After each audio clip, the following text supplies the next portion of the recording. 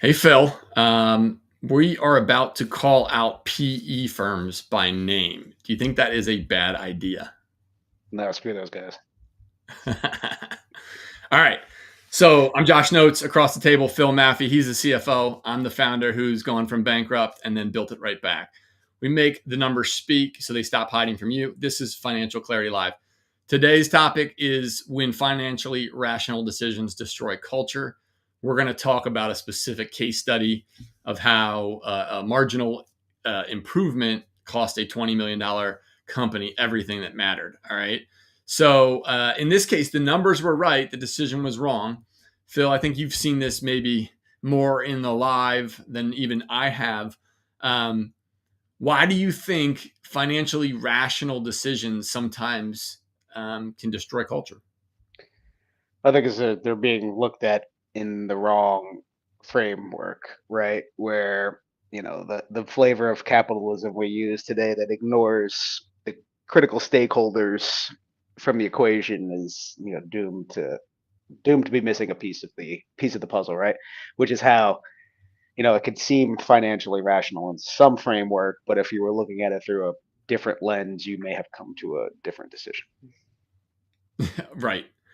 Um, and culture is one of those things. Like it's not exactly a recipe that you can get the same every time. It's like sourdough bread or something like that, right? Like That's you, right. you gotta get you gotta get the yeast from the right place with the right humidity, and you mix it all together. But if it stays in there too long, like it melts down. And if you go too early, you got matzah. I know a thing about that. But all right, let's jump right into the topic. And this one's a shout out to prior guest Ethan Chazen, who loves culture and people and is trying to make sure it doesn't get destroyed out there. Good man for the universe. So this situation is a company that got acquired. Okay, it was 20 million in revenue, 80 employees. It was growing healthy. Founder, under some board pressure, identified that they could cut customer service with their new friend AI and some support from offshore. They cut 14 roles, replaced it with automation, and 4 offshore reps whose English wasn't perfect. Their variable costs dropped 22%, gross margin climbed 12 points, and the board went nuts. And then what happened? So, Phil, you can read it on the screen, but why does this happen? And why do they not see it coming? It's like a train wreck. It's myopic decision making, and I think it's what you hear about, no shortage of it. It's like the .com bubble in the early portion of our, at least Josh and my's life, where all I had to do is put AI in the bag of stuff that didn't sound like a great idea, right? With no substance whatsoever. And, especially if you're thinking about something very human in the customer service realm, like the admitted, you kind of think, is that something I want to be handing off to a non-human, right? Like, hey, you want to do an account reconciliation in the background, or if you wanted to do some very operational task that's not customer facing, I think that's a good place to start. This particular example was, taking a huge bet on, the way that this was going to rub customers the wrong way, or maybe a lack of foresight that it was going to, which, caused it was a domino that was irreversibly knocked down. And, as you can see, the short term game came at the expense of a long term deterioration in customer satisfaction, profitability, employee engagement, all of the things that, you need to keep on track to continue to grow. Yeah, I think, like morale and company culture is kind of like stacking up blocks. I think, at least from my experience, and I think they had this thing called like the milk crate challenge on TikTok a couple years ago, where they would stack up milk crates and then people would try to like walk up them, and it was terrible. Ask your chiropractor about it. But if you start pulling out any one of those milk crates, it's even more likely you're just going to come crashing down. And this founder who made this decision that we're talking about, they're kind of up at the top, lonely, wobbling like the leaning Tower of Pisa, and all they got under them is AI and some folks in a different time zone. And so, nobody's really incentivized to catch this before it really smashes and burns. In this case, we're talking 4.3 million in churn, and the spreadsheet didn't see any of it coming. So let's dive into a little bit more about this topic and, why spreadsheets are amazing. I know Phil says if hopefully a long time from now at his funeral, I'm going to have to pry Excel out of his fingers, he said, from his cold, dead body. But why are spreadsheets so bad at measuring what matters most from a culture perspective? Because people aren't numbers, right? I Yeah. think, there's a want for all of us to make things black and white and put them in a box and make them make sense. But, there's just, certain realities that you have to come to grips with, especially right brain individuals such as myself, where, I can, you could measure these things on the right, right? And I think that's the idea of scenario analysis and doing some business continuity planning. And, you always should know what you're going to do if your key people aren't around anymore for whatever reason, right? But yeah, I mean, it's just a function of there's certain things that you can't really quantify with numbers, right? Some of the things that matter most you can't measure, that whole shtick. Yeah, I got a quick story.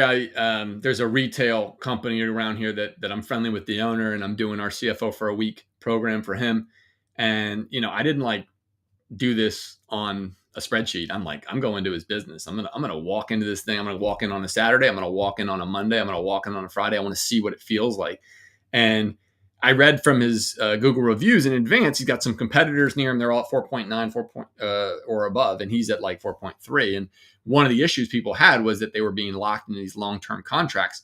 So I went in and truthfully, I wanted to be a customer of this business and sign my kid up for their service. And so I asked, like, how do I do that? Where's the iPad? Like, how do I? And they're like, oh, it's this paperwork here. I'm like, cool. Can I look at it? I go, yeah, you can look at it, but you can't take it home. Okay, fine. So I start reading through the contract, and it's got some very stiff language about, changing the nature of the 12-month contract and how they're going to charge you.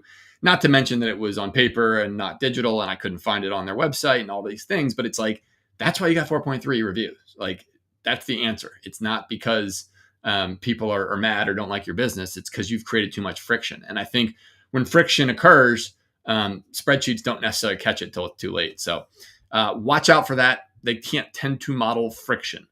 All right, what financial rationality doesn't see? So these costs don't usually tend to appear in a forecast. They appear in next year's death certificate. I like that. So people departure, the cost to rehire, basically. The productivity gap that occurs when you have to rehire somebody. The institutional knowledge that gets wiped out for that person who'd been there for 10 years. And then, it was just a service job and it was just above minimum wage, but that person knew everything. They knew where everything was. They knew everything worked. And retraining that isn't easy. I don't know. Why don't you grab one of these buckets and talk about your experience with them? I mean, over the years, I've worked at a lot of, any PE firm that comes in and tells you their operators start looking for a new job, right? I think there's a lot of lacking in that mentality. So, I think there's an element from I guess maybe picking up what you just said, right? A continuity and loss of, valuable strategic knowledge from within the business that you have to weigh against, those de minimis cost savings that occur by exiting somebody from a business, right? So yeah, I mean, it's like anything else. If you kind of get rid of all of that legacy knowledge, it needs to, be replaced somehow and go somewhere. Yeah, I got another quick story. So one of my favorite guilty pleasures is going to Chick-fil-A. And I like watching customer service in action and teaching my kids about it. So there's a Chick-fil-A near us, and they closed the business for like 9 months because they wanted to rebuild, I guess, their like drive-through so that they could get more cars through during the peak hours. And, of course, all these employees are like above minimum wage, but barely. And so they all leave. And so then they got to rehire.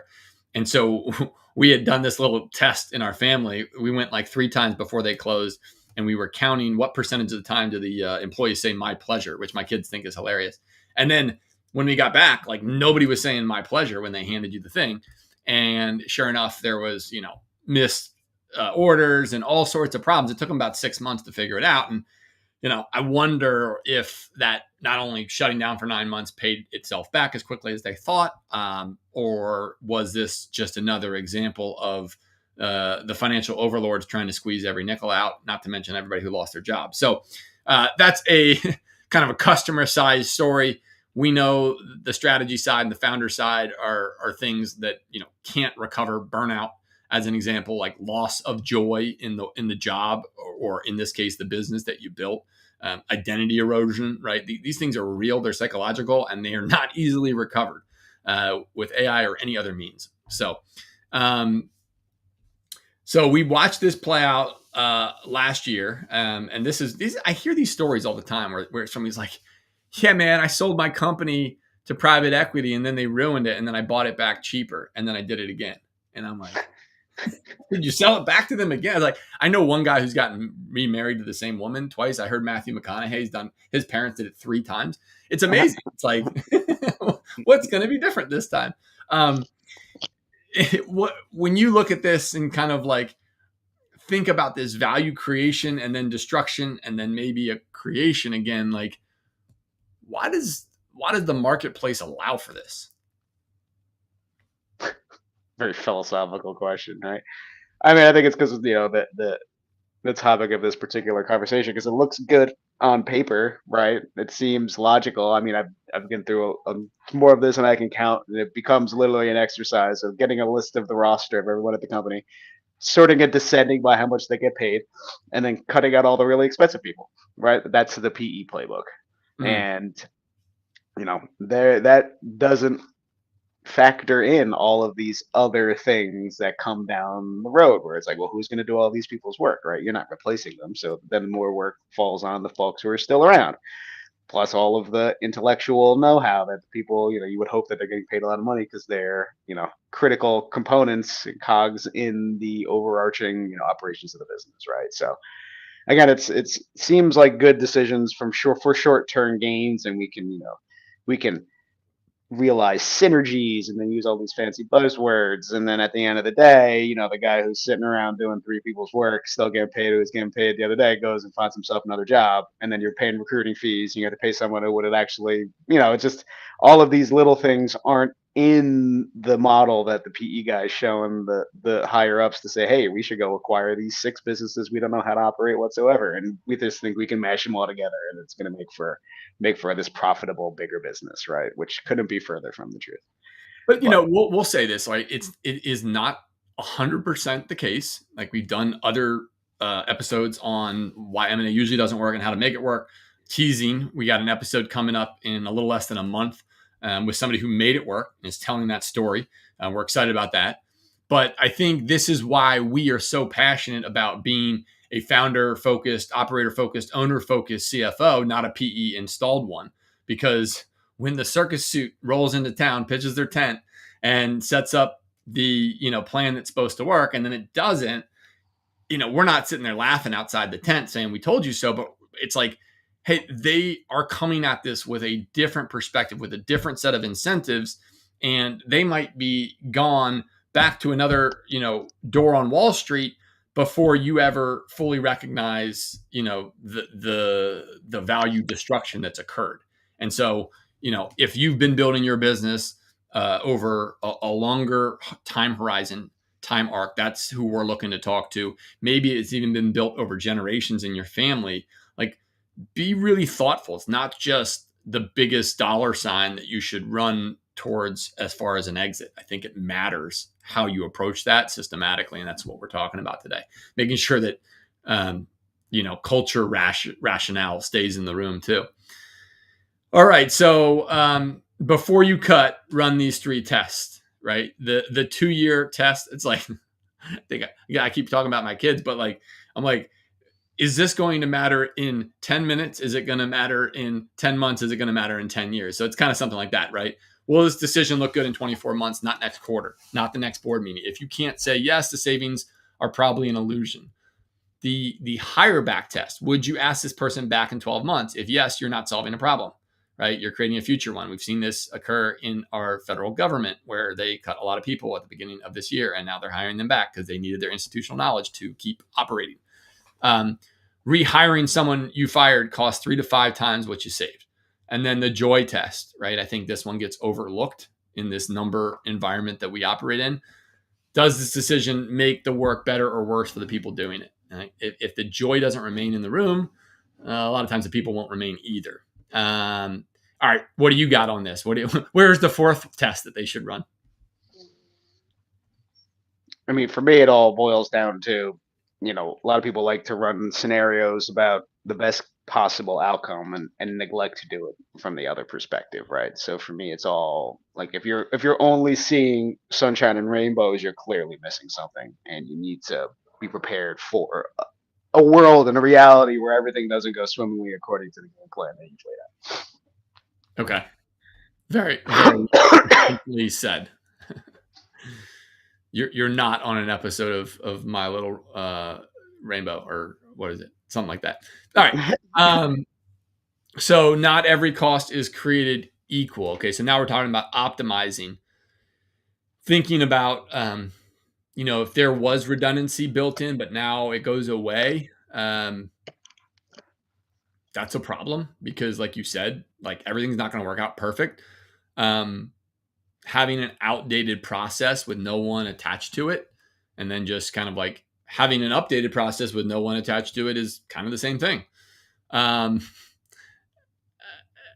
think having reversible decisions, so if they can't be undone, if wrong, like these are things where you can optimize. And then if you're cutting something that isn't attached to someone's identity, like that maybe these are just like other things to think about. But all right, why don't you grab the line and hold it and give me your take on these items of when it might make sense. Well, what we do with all of our clients, right, for the most part in the world we live in, is the cost base is concentrated around the people. So what, different way of portraying this slide, right, is you always want to cut stuff that's not doesn't have a person's name next to it first before you start going down the road of figuring out whether or not you're going to pull people out of the business, right? So understanding your cost base around how much of it is directly tied to folks and their salaries, and as we like to say, or as someone I used to work for many years like to say, is expense always winds up walking around on two legs, right? So it's cut what you can where it doesn't impact anybody individually, and then be more conscientious around anything that's going to eliminate capacity effectively from your business, right? Where you're kind of taking people out for the sake of saving money, but the workload doesn't get right sized in the same fashion, right? So I think that's the structural way to look at this, and kind of like we were talking about a little bit earlier on, where the folks that are forward looking and customer facing, and the face of the business, right? Like those are the relationships there that are important, and again, the should be thought about twice before you say, hey, this really productive salesperson, they make too much money, we should get rid of them, right? Right. It's kind of like a backwards logic. So I mean, yeah, I think that's you don't want to go through this exercise lightly, and you want to have as much foresight as possible to steer the ship so that you could avoid making those tough decisions that ultimately involve laying people off. All right. So if you're looking to put this plan in place for one reason or another, and you want to kind of look backwards before you look forwards, audit your last financially rational decision. Block 30 minutes this week, and you want to use, I think, writing, right? Not just like let the thought process stream through your head, and then share it with one trusted advisor. And I think that process, it's like journaling. It's helpful to put it into words. So if you name it, right, what's the biggest financially rational decision you made in the last 12 months? Be specific. Run the 3 tests: 2-year test, higher back test, joy test. If you didn't run them, then run them retroactively now and try to do it from that perspective. It helps you shift into these different views and really gain from this process. Find the hidden costs. What did the spreadsheet not see that you can see now? Sometimes, again, by looking, going backwards in your head to look forwards, and then saying, what did I not anticipate? This is going to show you what might have emerged, or what did you not think of? and then apply it forward. Identify the one upcoming rational decisions you previously have just optimized, and then run all 3 tests before you decide. So we like to say here, numbers don't lie, but they don't see everything. A real CFO knows the difference. If you don't have a real CFO on your team, meet one. His name's Phil. He runs our team, does it well. Phil, as always, you get the last word. Yeah, I will say that, it's, don't let it be a blow to your ego, right? It's forecasted plans. There's always blind spots, right? We always preach that this is a process, and going through the process and strengthening that muscle makes you a better decision maker and a better forecaster, and reduces those blind spots, right? So it's all a matter of getting started as soon as possible, and being humble enough to, and just the reality of knowing that you're not going to be 100% correct, but you should go through the exercise anyway, because you'll get better at it over time. There it is. Beautiful. Okay. So if you're looking for some support and you're wondering where you might be able to get it, I got good news. You can get it right here. Okay. Pull out your phone, take a picture of this QR code. You're going to get access to our financial clarity score assessment, also known as our Sustained CFO diagnostic. 15 questions, takes about 3 minutes. On the other side, you'll get invited to a Zoom call with me. There, we're going to meet you where you're at, help you get to where you want to go. And, probably be able to do that pretty quickly, and maybe for less than you think it would cost, and surely more than it will cost you if you don't do this and try to run it yourself. So that's my pitch. If you liked what you heard on the show today, join our newsletter, Finance in Focus, for weekly financial tips, updates, and Q&A from this episode. And then we hope to see you next week, 3 p.m. Eastern, for our next episode, where we are going to help you gain financial clarity live.